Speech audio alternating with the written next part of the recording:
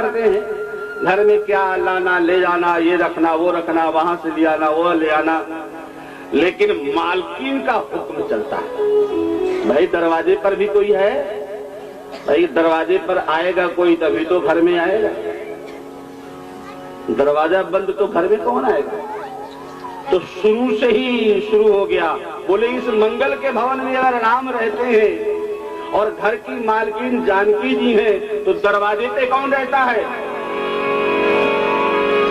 राम दुआरे तुम रखवारे, राम दुआरे तुम रखवारे, राम दुआरे तुम रखवारे, राम दुआरे तुम रखवारे, होते नया क्या बिन पैखाने,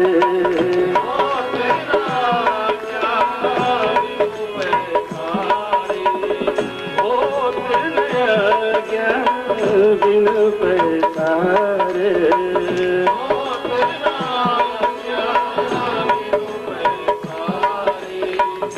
दरवाजे पर ही एक महानुभाव बैठे हुए हैं और उन महानुभाव का नाम मेरे ख्याल से इस चौपाई से आपको पता पड़ गया होगा कि उस महानुभाव का नाम क्या है। उन महानुभाव का नाम क्या है, क्या नाम है, क्या नाम है,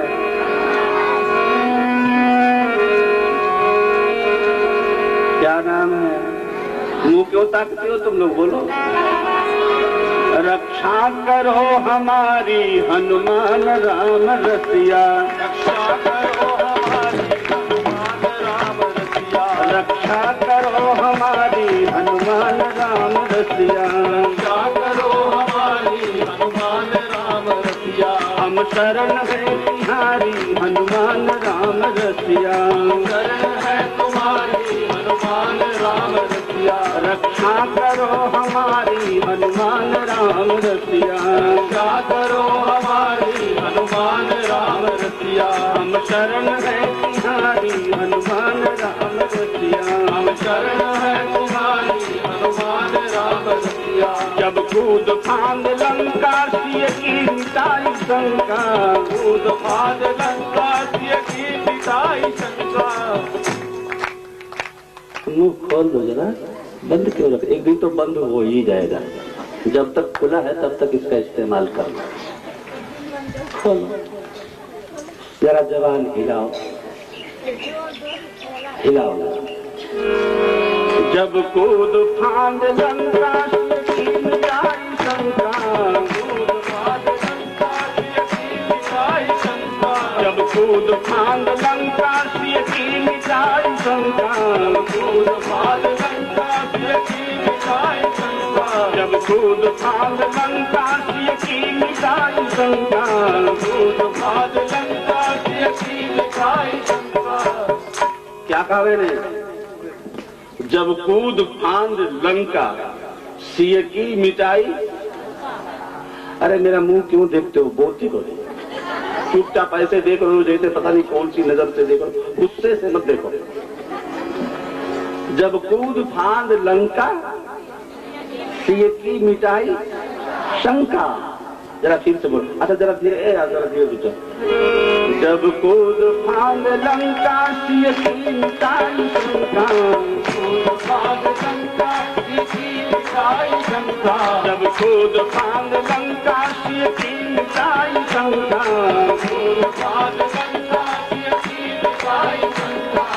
और जय का बजाया डंका हनुमान राम रसिया, जय का बजाया डंका हनुमान राम रसिया, जय का बजाया डंका हनुमान राम रसिया, जय का बजाया डंका हनुमान राम रसिया, हम शरण है तिहारी हनुमान राम रसिया, शरण है तुम्हारी हनुमान राम रसिया, रक्षा करो हमारी हनुमान राम रसिया, रक्षा करो हमारी हनुमान राम रसिया।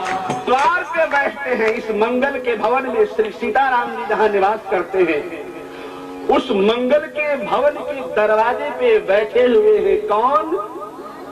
गदाधारी हनुमान जी महाराज। हनुमान जी क्या है? प्रबल वैराग्य तारुण विभंजन तनय।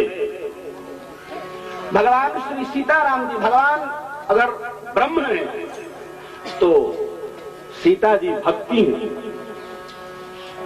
और भक्ति और भगवान को प्राप्त करना हो तो सबसे पहले वैराग्य को धारण करना पड़ता है। राम दुआरे तुम रखवारे, और बिना वैराग्य की आज्ञा के भगवान का दर्शन नहीं हो पाता।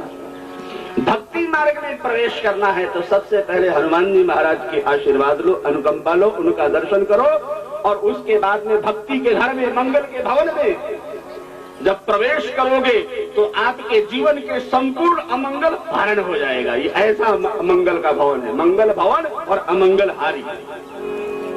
उसमें प्रवेश करते हैं, और प्रवेश करने के बाद में श्रीमद् गोस्वामी तुलसीदास जी महाराज लिखते हैं, वो समय आ गया, बहुत सुंदर समय, श्री रामचरित मानस रचना कर दे, इसका नामकरण किया। ये नाम क्या है?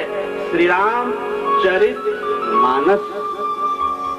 किसी ने कहा महाराज इसमें क्या है, क्या लिखोगे, क्या रखोगे, क्या है रामचरित मानस में?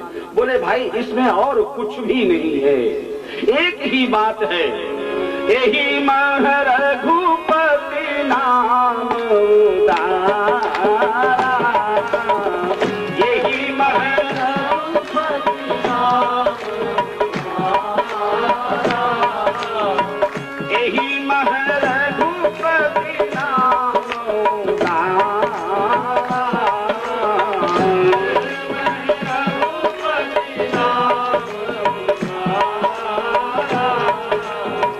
अति पावन पुराण श्रुति सारा,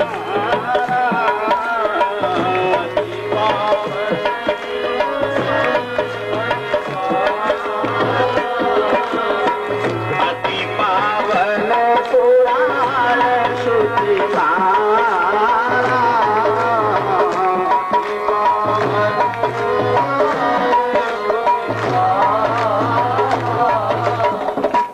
इस रामायण में हमने भगवान के नाम की ही व्याख्या की है अपनी मति बुद्धि के अनुसार। श्री रामचरित मानस। संतों ने लिखने का तरीका बताया कि श्री रामचरित मानस कैसे लिखोगे। आपको कहा जाए कि श्री रामचरित मानस लिखो तो कैसे लिखोगे? अरे भाई कैसे लिखोगे? एक ही लाइन में लिख दोगे श्री रामचरित मानस। संतों ने कहा नहीं, लिखने का तरीका ये नहीं है, सबसे ऊपर लिखो श्री राम, क्या जी, उसके नीचे चरित, उसके नीचे मानस।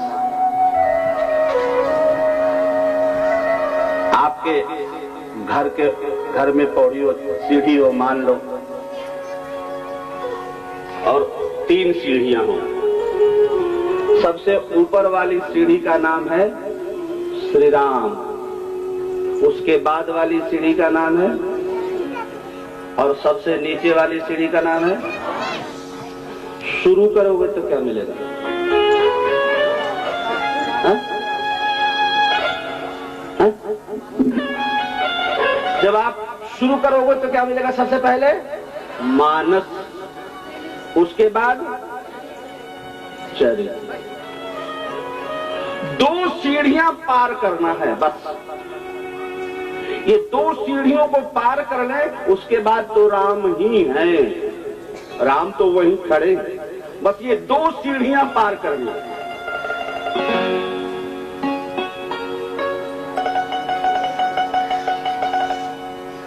ये 2 सीढ़ियां हैं, और ये 2 ही सीढ़ियां मुझे परेशान करती हैं, और ये सीढ़ियां बड़ी कठिन हैं। राम को खोजना नहीं पड़ता, खोजा उसको जाता है जो खो गया हो, खोजा उसको जाता है जो, राम मेरे कोई वस्तु नहीं जो खो गए। बस ये 2 कठिन सीढ़ियां पार कर ले, राम हमको वही नजर आएंगे। सबसे पहला है मानस, मानस का मानसिकता, विचार, और उसको मानव का मानस पवित्र करने के लिए भूतल पर भारत का गौरव सुनाता कौन?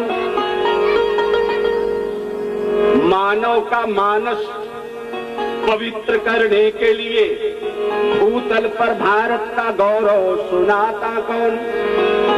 देश में विदेश में अनेक वेद ऋषि राम की चरित्र की पताका फहराता कौन? डूबती सनातन की नाव भव बारिधि में तुलसी कराल कलिकाल में बचाता कौन? राम जानकी की चारु चरितावली से दिव्य तुलसी न होते तो मानस बनाता कौन? मानव का मानस पवित्र करने के लिए भूतल पर भारत का गौरव सुनाता कौन? देश में विदेश में अनेक वेश में विचित्र राम की चरित्र की पताका फहराता कौन? डूबती सनातन की नाव भव बारिधि में तुलसी कराल कलिकाल में बचाता कौन? राम जानकी की चारि चरितावली से दिव्य तुलसी न होते तो मानस बनाता कौन? सबसे पहले हमारी पवित्र मानसिकता चाहिए, और हम हर चीज में आगे बढ़ रहे हैं। रहन सहन की दृष्टि से हम अपनी कोठियां बड़ी ऊपर, सबसे ऊपर की मंजिल चढ़ाते जा रहे हैं, और दो ही चीज ऐसी है कि जहां हम नीचे गिरते जा रहे हैं। एक तो हमारा चरित्र और एक हमारा विचार। हमारा चरित्र और हमारा विचार ठीक हो जाए, उसके बाद तो राम वहीं पर है, खोजना नहीं पड़ता, क्योंकि वो तो हर जगह है। और इन दोनों ही चीजों को, दोनों पौड़ियों को पार करने के लिए, दोनों कठिनाइयों से उबरने के लिए रामचरितमानस की व्याख्या कर रहे हैं श्रीमद गोस्वामी तुलसीदास जी महाराज कि भाई कोई कहता है कि राम भगवान है ही नहीं। ये कब बात हो रही है? संत बहुत दूरदर्शी होते हैं। आने वाले समय में लोग कैसे होंगे, उनके विचार कैसे हो जाएंगे, और उनके मन में क्या क्या बातें उठेंगी, क्या क्या प्रश्न उठेंगे, उन प्रश्नों का उत्तर अभी दे देते हैं। उनको पता था कि आने वाले दिन में लोग कहेंगे कि हम तो दशरथ नंदन के घर में जो आए, दशरथ के घर में जो आए, अयोध्या में जो आए, वो तो भगवान है ही नहीं। ये आने वाले दिन में लोग कहेंगे, तो पहले ही उत्तर दे दिया कि भैया देखो, दशरथ नंदन ही एकमात्र भगवान है। और श्री रामचरितमानस की व्याख्या करते हुए श्रीमद गोस्वामी तुलसीदास जी महाराज कहते हैं, या जैसे तालाब में हम स्नान करने जाते हैं, तालाब प्रायः 4 कोनों का होता है, 4 घाट होता है। हर घाट पे लोग बैठे हुए हैं। एक घाट पर भगवान शंकर बैठे और पार्वती जी को कथा सुना रहे हैं। भगवान शंकर जिस घाट पे बैठे हैं वो ज्ञान का घाट है। कौन सा घाट है? और वो जगह कौन सी है? मानो वो गंगोत्री की गंगा है, जहां पे स्नान करने के लिए सिर्फ एक ही व्यक्ति पहुंच पाया है। बड़ी ऊंचाई, बड़ी गहराई। ज्ञान के घाट पर भगवान शंकर बैठे हुए, मानो गंगोत्री ने स्नान करने पहुंची है पार्वती जी। तो इसलिए भगवान शंकर जब कथा कहते हैं तो शंकर जी की कथा में भीड़ नहीं होती है?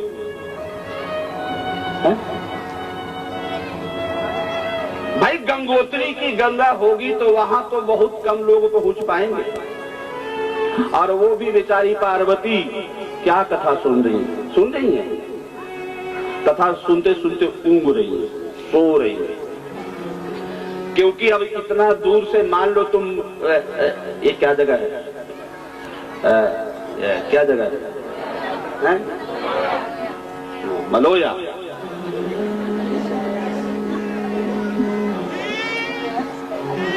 मलोया, बोलो बांके।